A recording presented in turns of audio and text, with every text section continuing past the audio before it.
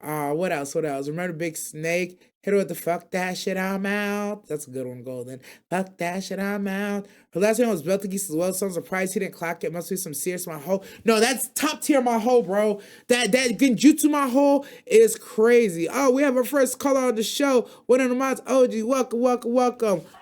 What's your name? What's your beef? Talk to me. Yo, yo, first time caller, long time listener. Hey, long time, forever, forever, ever, forever, ever. Ever, ever. Ever, ever. What's your beef? What's on your mind? What tip do you want to jump on? My tip is I have a question. One for Danmachi. First episode, who do you think impressed you the most? To me, it was actually that ED. Can we talk about that a little bit? Go ahead. Go ahead. Um, I wouldn't mind actually seeing a whole episode of just that. Oh, a Freya? Yes, sir. And No. also, what are your predictions on the whole seer thing? What do you think's gonna happen with that and Bell? Okay. So first off, Freya. God, yes. That ED, they went crazy for absolutely no reason, and I loved them for it. Anybody who's not watching Danmanchi, that's your own fault. It's your fault for not getting up. Yo, suiting up, oh my god. The only thing better than watching clothing come off is sometimes watching it go on, especially if it's going on in the right way. And when I tell you she got them things, Jesus. But yeah, as far as with the Seer and Bell stuff goes, I made a lot of wild accusations and suggestions as to what her identity was. At first, I was like, is this a clone of Freya? Is it a daughter of Freya? Is it just somebody who just owes her and is under her servitude? I feel like it looks exactly like her. I personally thought at first it was just a copy of her that like she has like a genjutsu like on some Naruto shit. She made a shadow clone to go seduce him and like bring him to her.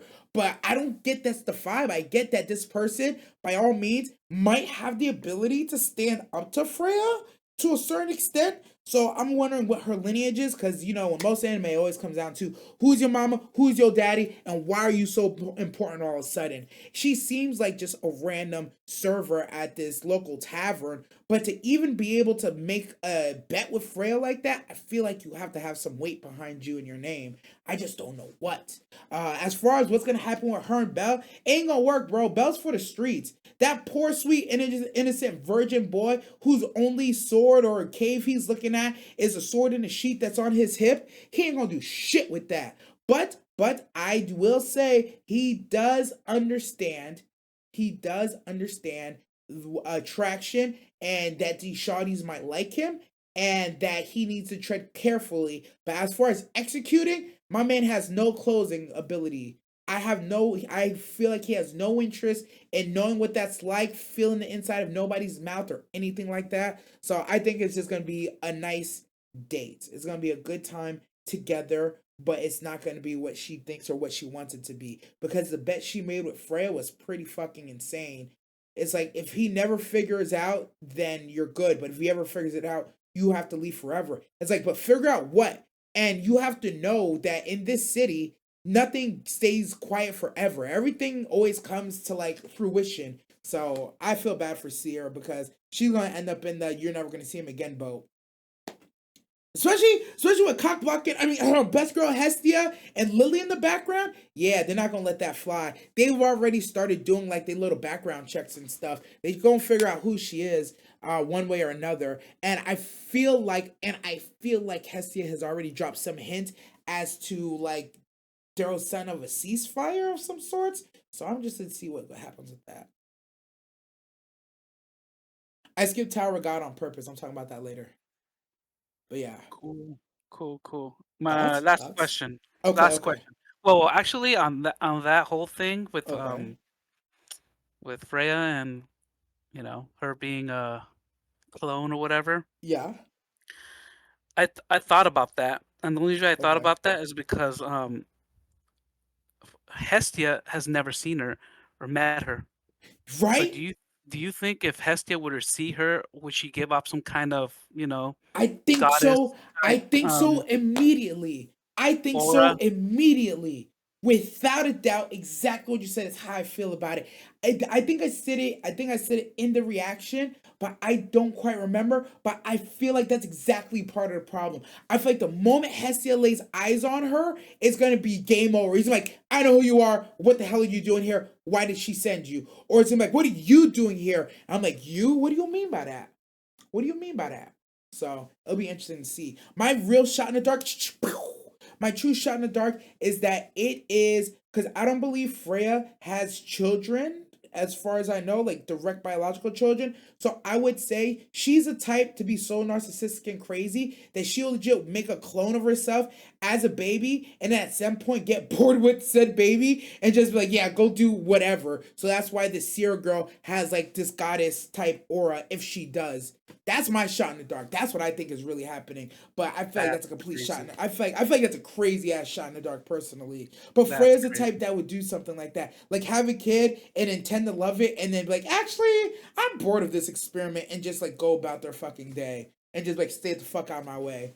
I don't you ever get it fucked up. There's one thing I know and remember about Freya is that none of these other god or goddesses fuck with her. Not a single other one. They don't.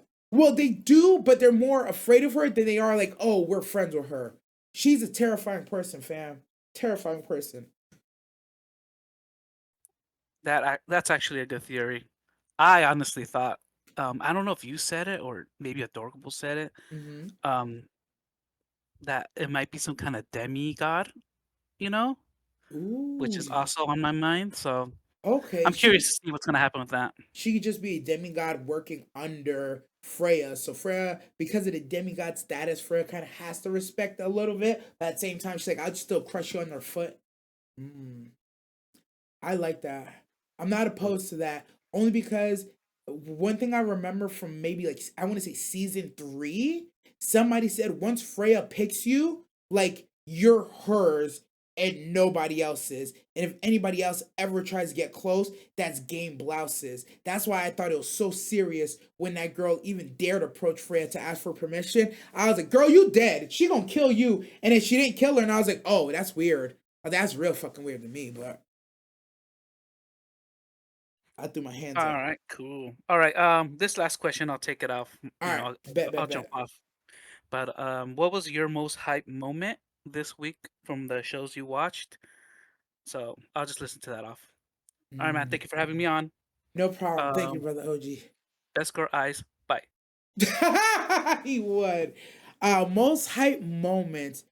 For now, I'm gonna talk about that later because I do have some weekly awards. But for now, I will say my honorable mention moment of best moment from this week. I'm gonna give it to. Ooh, I'm not gonna lie. I'm looking at the pictures. I was gonna give it to one person, and I switched. And I was gonna give it to somebody else. I was gonna do it. No. I'm gonna give it to Dark Ruby. I'm gonna give it to Dark Ruby. Because that was I didn't know how she was gonna react to finding out the information that she discovered, and I didn't expect her to figure out what Aqua has been doing this whole time. So realizing that her descent into madness, this is beginning her descent into madness right as the peak of her career is potentially coming, is fucking amazing. I think that's its own kind of hype where it doesn't have to be fighting, throwing hands, or classic shonen hype, but it's excitement for the potential of what somebody might do in the future. I thought she would have floated into despair. That's fine. That's fine. I'm actually more excited for Ruby's turnaround, her recovery. Recovery? What is that? What is that? Nobody cares about recovery. We all want to see a train wreck struggling to call in. You had to get into the Sauce Maho waiting room. Sauce Maho waiting room. It's right above General. Not a call, but a text in question. I like that. What do you predict for her villain arc? Ooh, what I predict for Ruby's villain arc? First off, I expect her performances to be much different. That's first and foremost. I'm definitely excited for the change in performance. Um, I I honestly don't know because Ruby has been such a happy-go-lucky character in hiding how she's been dealing with the things that happen to her life. I really for me it's really more of a she's very much wild card in my books right now. I don't know how she go around plotting. And I'm going to say this I'm gonna say this one time only. I'm gonna say this very carefully. Because I know Aqua's cumulative knowledge from his lives is probably like 50 something years versus Ruby's cumulative knowledge is probably 23, 24 years total. Because of those numbers, maybe 26. Let's give her hypothetically 26 years total experience, right? Knowing that the first ride was a short one. Because of that reason, I feel like she would act far more erratic and reckless than Aqua ever would. And I also don't know if she would even have a starting point for what she would like to do or how she would get it started or how she would go about trying to figure out any of the stuff that she would want to figure out so she could do something about it. I would hope my estimation is this. She is going to be going, her career is going to be going up, her mental is going to be going down. She's going to have a lot of these roller coaster moments. Aqua's going to have a come to Jesus moment with her. And in that come to Jesus moment, she's going to explode on him and say, "What the fuck haven't you found the people who killed Mama?" And he's going to be like, "Wow, what the fuck?" And then he's gonna have to go. They're gonna have to start plotting together. That's how I see it going. I think she's 29 at the end. Okay, okay. Two archbishops in one place is a setup. Okay, aside from the lolly, St. Archbishop agreed was there, and those rats showed up. Oh, I did. Okay, so I did hear that Greed was around. I I thought I heard that Greed was around, but I thought I got Greed confused with Beltageese, so I just kind of let it go. If there's two in this place, oh yeah, this season is just starting off terrifyingly fast. I'm so fucking scared if two of them are there because I can't imagine what two of them in the same place are gonna do. Oh, two of them. Wait, is Greed the boy that bumped into Amelia, or am I stupid? Is the sloth Archbishop Greed? Is that the one that bumped into Amelia, or is that a third party? Now there's three people. Yeah, that's him. Okay, with the white hair. Okay, thank you, ReZero Gods, that I pay enough attention to know. Whoo! Yeah, he's not one to be fucked with either. But if I remember, did we defeat him? No, we didn't defeat him. Amelia and Puck didn't defeat him, but they kind of went up against him. So, ah. He fought Rem with Gluttony in season two. Okay, okay, okay. Okay, yeah, exactly what I said. Beltageese was sloth. See, I knew Beltageese was sloth. That's why when they said